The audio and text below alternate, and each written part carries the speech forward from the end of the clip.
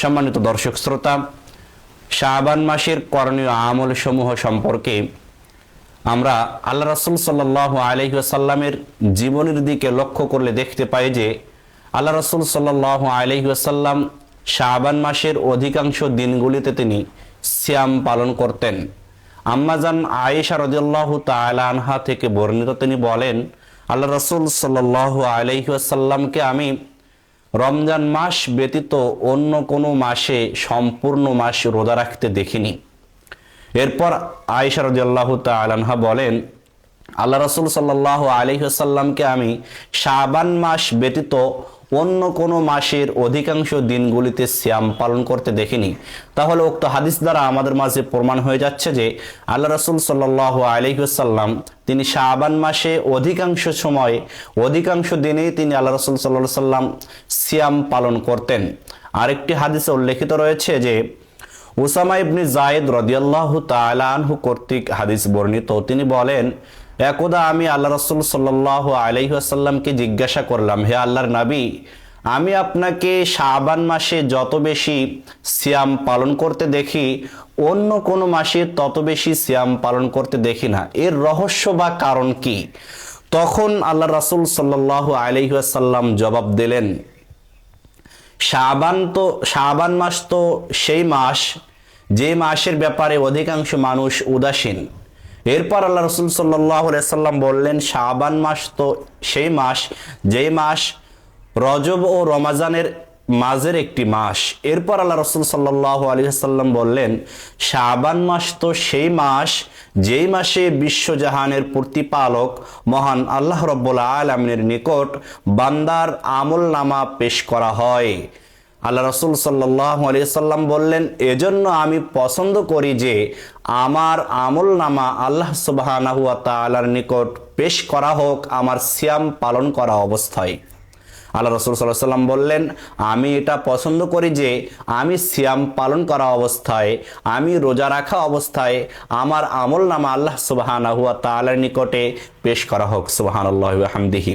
অর্থাৎ আল্লাহ রাসূল সাল্লাল্লাহু আলাইহি ওয়াসাল্লাম তার যে রিপোর্ট পেশ করা হবে আল্লাহ রাব্বুল আলামিনের নিকটে, এই রিপোর্ট ধরার জন্য আল্লাহ রাসূল সাল্লাল্লাহু আলাইহি ওয়াসাল্লাম শাবান মাসের অধিকাংশ দিনগুলিতে তিনি সিয়াম পালন করতেন।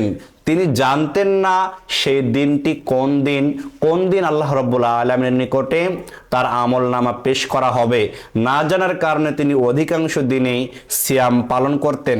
এই বিষয়টা আমাদের বাংলাদেশ, ভারত, পাকিস্তানের মুসলমানরা কিভাবে যে তাদের মাঝে প্রকাশ পেয়ে গেল যে সেই দিনটি হলো 15ই শাবান অর্থাৎ শবে বরাত রাত, সে রাতে আল্লাহ রাব্বুল আলামিনের নিকটে আমলনামা পেশ করা হয়। এটা আমাদের বর্তমান বাংলাদেশ, ভারত, পাকিস্তানের মুসলমানের নিকটে এটা প্রকাশ পেয়েছে। এজন্য 15ই শাবান চলে আসলে বাংলাদেশ, ভারত, পাকিস্তানে দেখা যায়, লক্ষ্য করলে যে বাংলাদেশ, ভারত, পাকিস্তানে বিভিন্ন ধরনের কোর্ট কাছারি, কলকারখানা, সরকারি বেসরকারি অফিস আদালতগুলো বন্ধ করে তারা সারা রাত ইবাদত করে। সারাটা রাত মুসলমানরা মাগরিবের পর হতে মসজিদের মধ্যে লোকারণ্য হয়ে অনেকেই গোসল করে শরীর ভিজিয়ে নির্ধারিত নিয়মে নির্ধারিত রাকাত, নির্ধারিত সূরা নিযুক্ত করে তারা নির্ধারিত রাকাতে সালাত আদায় করে, সারাটা রাত ইবাদত করে পরের দিন সিয়াম পালন করে। তারা মনে করে যে এই রাতে আল্লাহ সুবহানাহু ওয়া তাআলার নিকটে আমলনামা পেশ করা হয়। এই বিশ্বাস নিয়ে তারা এরকম আমল করে থাকে।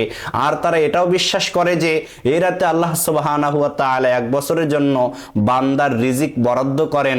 এটাও তারা বিশ্বাস করে যে এই রাতে আল্লাহ রাব্বুল আলামিন এবছরে যারা মৃত্যুবরণ করবে আর যারা জন্মগ্রহণ করবে তাদের একটা তালিকা লিপিবদ্ধ করা হয়। ওই পন্থী আলেম ওলামারা এবং মুসলিম বৃন্দ তারা এটাও বিশ্বাস করে যে ওই রাত্রে ইবাদত করলে আল্লাহ রাব্বুল আলামিনের সন্তুষ্টি এবং তার করুণা অর্জিত করা যায়। এজন্য তারা 15ই শাবানের রাত্রিকে কেন্দ্র করে ওই রাত্রি তারা বেশি বেশি ইবাদত করে থাকে। কিন্তু আল্লাহ রাসূল সাল্লাল্লাহু আলাইহি ওয়াসাল্লামের কথা অনুযায়ী হাদিস দ্বারা প্রমাণিত হচ্ছে যে আল্লাহ রাসূল সাল্লাল্লাহু আলাইহি ওয়াসাল্লাম শাবান মাসের অধিকাংশ দিনে তিনি সিয়াম পালন করতেন। তিনি জানতেন না কোন দিন সেই রাত, কোন দিন আল্লাহ রাব্বুল আলামিনের নিকটে আমলনামা পেশ করা হয়। এজন্য তিনি ধারাবাহিকভাবে একের পর এক সিয়াম পালন করে যেতেন 2-1 দিন বাদ দিয়ে। আল্লাহ সুবহানাহু ওয়া তাআলার নিকটে বাৎসরিক একটা আমল নামা পেশ করা হয়। সেই মাসটি হচ্ছে শাবান মাস, অর্থাৎ শাবান মাসের গুরুত্ব ও তাৎপর্য অপরিসীম।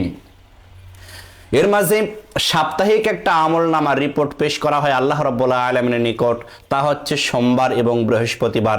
এজন্য আবু হুরায়রা রাদিয়াল্লাহু তাআলা আনহু থেকে হাদিস বর্ণিত রয়েছে, আল্লাহ রাসূল সাল্লাল্লাহু আলাইহি ওয়াসাল্লাম বলেছেন, সোমবার এবং বৃহস্পতিবার রাসূল সাল্লাল্লাহু আলাইহি ওয়াসাল্লাম তিনি সিয়াম পালন করতেন। আর তিনি বলেছেন যে সোমবার এবং বৃহস্পতিবার সিয়াম পালন করা আমি পছন্দ করি, এজন্য যে সোমবার এবং বৃহস্পতিবারে আল্লাহ রাব্বুল আলামিনের নিকটে বান্দার আমল নামা পেশ করা হয়। আমি পছন্দ করি যে আমার সিয়াম পালন করা অবস্থায় আল্লাহ সুবহানাহু ওয়া তাআলার নিকটে আমার আমল নামা পেশ করা হোক।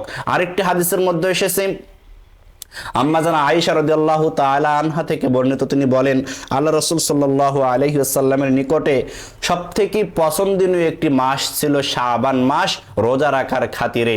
আল্লাহ রাসূল সাল্লাল্লাহু আলাইহি ওয়াসাল্লাম শাবান মাসে অধিকাংশ সময় অধিকাংশ দিনে সিয়াম পালন করার তার একটা পছন্দনীয় মাস ছিল। সম্মানিত দর্শক শ্রোতা, আমরা সংক্ষিপ্তভাবে জেনে নিলাম শাবান মাসে করণীয় সম্পর্কে।